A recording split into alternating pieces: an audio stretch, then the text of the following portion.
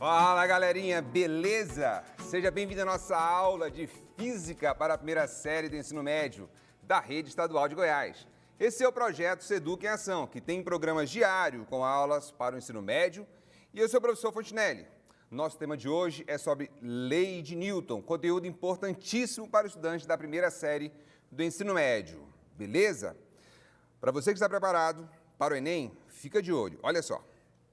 A nossa expectativa de aprendizagem é compreender o conceito de inércia, beleza? Então vamos lá.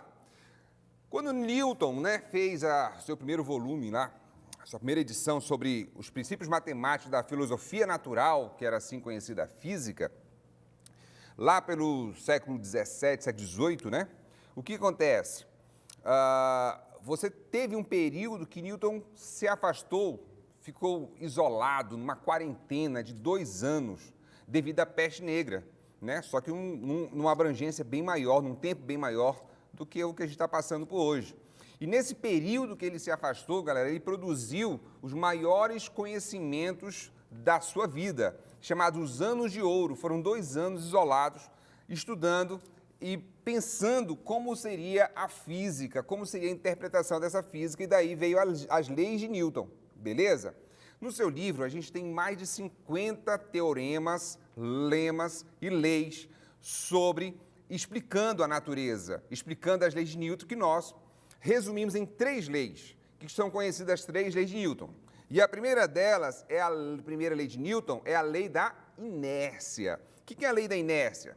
Todo corpo tende a manter seu estado de repouso. Olha só, seu estado de repouso ou movimento, até que uma força altere esse estado. Então, olha só, pessoal, vamos ver esse videozinho aqui. O que eu tenho?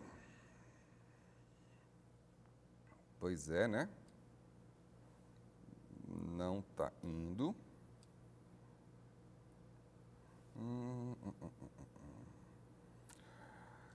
Travou. Mas olha só, galerinha. Antes estava funcionando, Fazer o quê? Ao vivo é assim mesmo. Então, o que acontece? Se a gente puxa essa toalha, o que vai acontecer? Os objetos vão ficar parados aqui. E aí, o que você tem nesse caso? Você vai ter que os objetos ficam parados devido a ter uma determinada massa.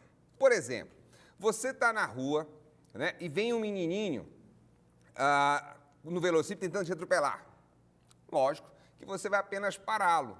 Você não vai ter grande dificuldade em parar aquele menininho num velocípede, numa bicicleta pequena.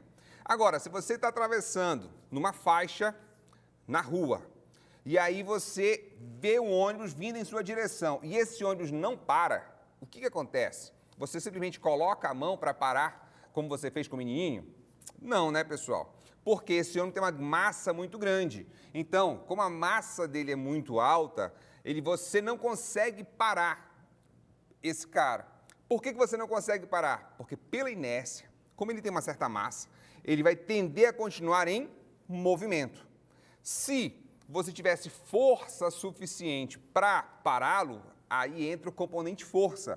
Ou seja, apenas uma força pode fazer com que um corpo altere seu estado de equilíbrio. Ou seja, se ele está em repouso, a tendência dele estará em repouso, até que uma força coloque ele em movimento.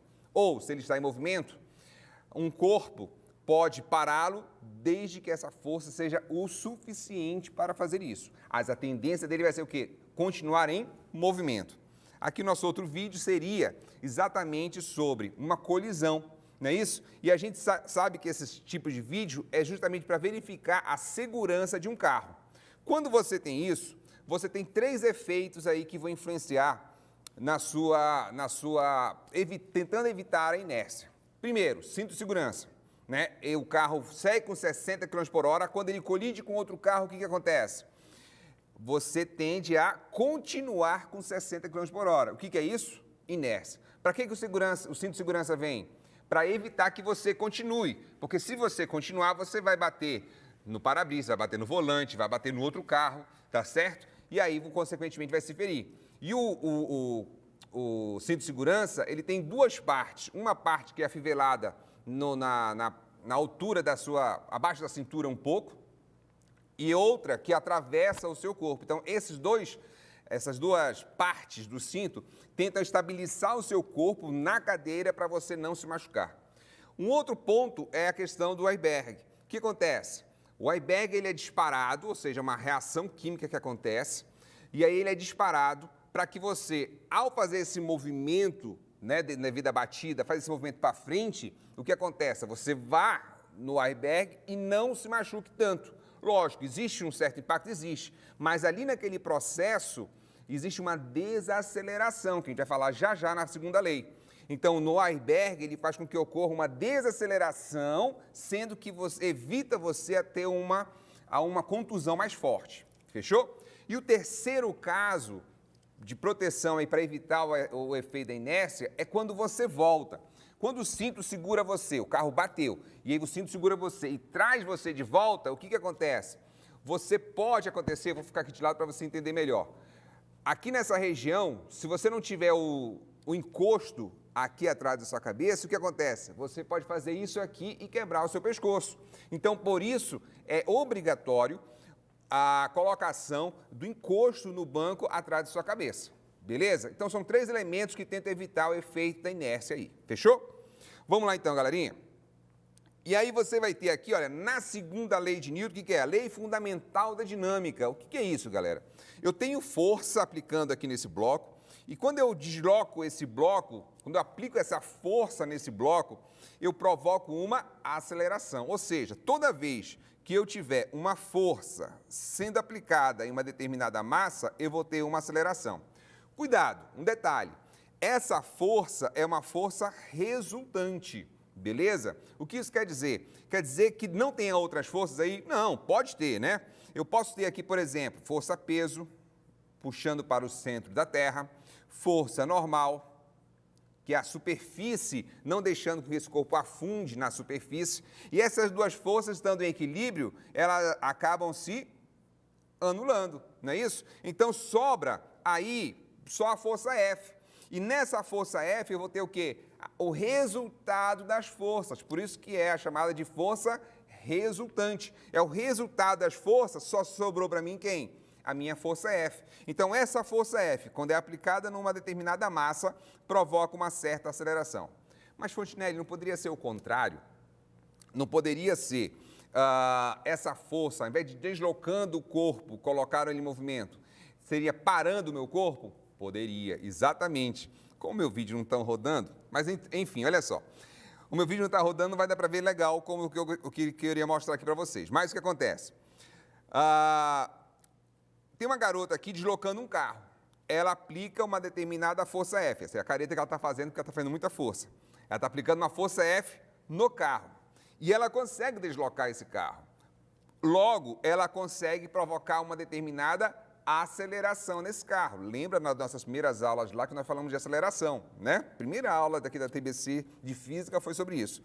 Então, olha só. Esse carro tem uma massa muito grande para ela, em torno de 1 tonelada, né? 1.000 quilogramas. Então, o que acontece? Ela vai conseguir deslocar esse carro? Vai. Mas a aceleração que ela vai conseguir imprimir nesse carro é muito alta? Não. Por que não? Porque existem forças de atrito aqui também que evitam esse movimento. Mas eu vou ter uma força maior, que é dela, que aí a gente faz uma continha para achar a resultante, que é o resultado das forças, para dizer que ela consegue fazer, sim, uma aceleração nesse carro, porque senão ele não iria sair do lugar, mas ele sai do lugar, tá? Porque a gente não vai ter a movimentação aqui. E aí, olha só, o outro caso que a gente tinha aqui, fazer o quê, né? É perguntar o seguinte, olha, a força é necessária apenas para colocar um corpo em movimento com certa aceleração? É só para colocar em movimento? O que você acha? Não, né, galerinha? Eu posso usar a força também para parar um corpo, não é isso? E para quem assistiu o Homem-Aranha 1, né, que ele justamente tenta parar um trem, lembra dessa cena? Que ele tenta parar o trem, na primeira tentativa ele não consegue. Por que ele não consegue? Porque a força que ele faz não é o suficiente para fazer com que esse trem pare. Ele pode até diminuir um pouco a velocidade, ou seja, provocar uma desaceleração. Mas nesse caso, não foi o suficiente para parar inicialmente. Depois ele faz força suficiente para parar, beleza? E aí a terceira lei de Newton, a gente entra na terceira lei e vai mostrar uma cena em que o Hulk, ele dá um soco no Thor. Meus vídeos não estão funcionando, né? Fazer o quê? Ele dá um soco no Thor. Aí eu te pergunto, ação e reação é só quando ele faz um soco? Ação e reação sempre andam juntas? Como é que funciona? Quando você dá um soco, aqui o Hulk dá o soco no Thor, será que eu tenho só ação, não tenho reação? Vamos analisar isso aí, pessoal. Olha só. Quando você pega uma parede e dá um soco, o que acontece com a sua mão à medida que você vai aumentando a intensidade da sua força? A força vai aumentando, a dor também vai aumentando, concorda? Por que isso acontece? Porque você tem a ação provocando na parede e a reação é a parede agindo na sua mão. Então, eu tenho uma força de ação aqui, olha, F, e uma reação agindo na sua mão, que a gente fala que é menos F, porque são sentidos contrários. Por isso mesmo, devido a essa reação, que os lutadores de boxe usam o quê? Proteção na mão, porque eles vivem do punho, não do rosto. Então, se o rosto estiver feio, não tem problema nenhum. Então, o que acontece aqui, olha, quais são as características da ação e reação? Primeiro, tem a mesma natureza, ou seja, se ela for de contato, a reação vai ser de contato. Se ela for uma força de campo, a reação também vai ser uma força de campo. Mesma direção, essas duas direções lá no caso que a gente falou do soco, é horizontal. Então, a ação e reação estão na horizontal. Sentidos opostos, uma age para a direita, a outra age para a esquerda, não é assim? Mesma intensidade, quanto maior a força que eu aplico na parede, maior a reação que eu vou ter, ou seja, a minha ação tem a mesma intensidade da minha reação. E por último, e ponto fundamental para a prova de vocês do Enem é, agem corpos diferentes, por isso elas nunca se anulam. Fechou, galerinha? Essa aí é as dicas de leis de Newton. Me desculpe porque hoje nosso vídeo não rodou, mas a gente vou deixar para vocês o vídeo completo no YouTube, beleza? Galerinha, valeu! Encerramos agora a nossa aula de Física e não sai daí, pois após o intervalo tem a aula de Educação Física com a professora Super Silvana Thaís, beleza? Para você que é estudante da primeira série do ensino médio. Até a próxima. Tchau, tchau.